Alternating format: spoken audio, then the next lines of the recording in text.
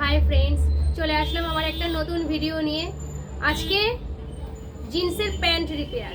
এই দেখো কি করে দিচ্ছে, ঘষায় ঘষায় দুটো প্যান্টের পায়ের ঘষাতে এই অবস্থা হয়েছে।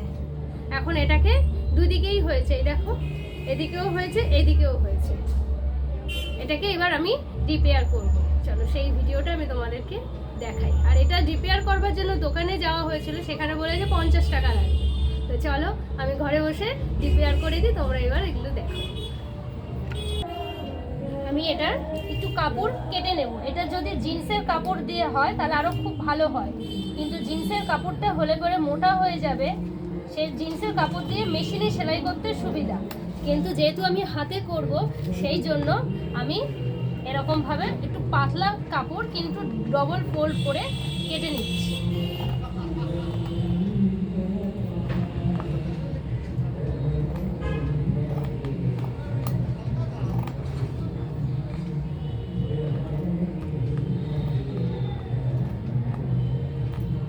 এই দেখো দু টুকরো করে নিলাম।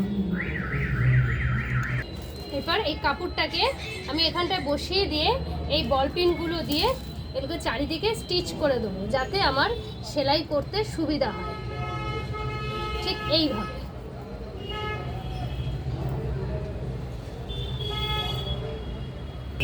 এই দেখো বল পিন দিয়ে চারিদিকে আমি স্টিচের মতন করে সেট করে নিয়েছি। এরপর এর উপর দিয়ে আমি স্টিচ করব আর এক একটা করে বল পিন খুলে দেবো। সূচে সুতো ভরেছি, এবার এক একটা করে পিন খুলছি আর আস্তে আস্তে স্টিচ করতে শুরু হবে।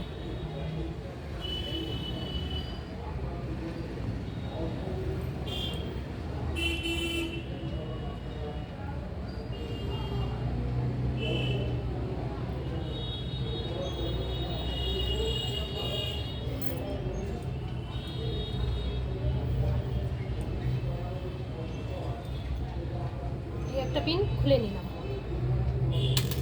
পিনগুলো আবার খুললে পরে খুব সাবধানে রাখবে, যাতে পিন আবার কোনোভাবে এখানে ওখানে না ছড়ানো থাকে, তাতে কিন্তু বিপদ হওয়ার সম্ভাবনা আছে।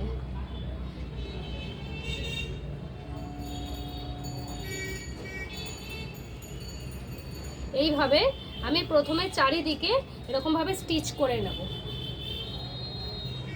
এই দেখো বন্ধুরা, চারিদিকে আমার স্টিচ করা হয়ে গেছে।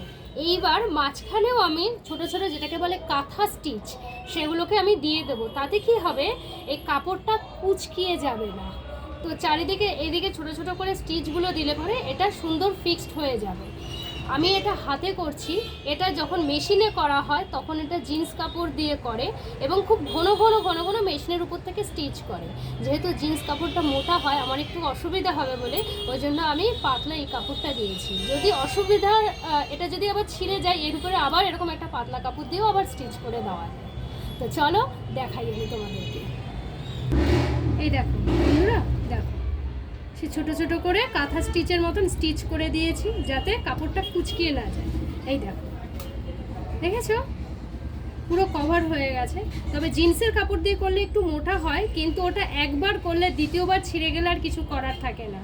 ওটা মেশিন নিয়ে সেলাই করতে হবে, কারণ জিন্সটা মোটা বলে হাত দিয়ে করা যায় না। তবে এই কাপড়টা পাতলা হলে কি হবে, এটা যদি ছিঁড়েও যায় আবার ঘষায় ঘষায় এর উপরে আবার দিয়ে সেলাই করা যায়, বা এটাকে চেঞ্জ করেও দেওয়া যায়।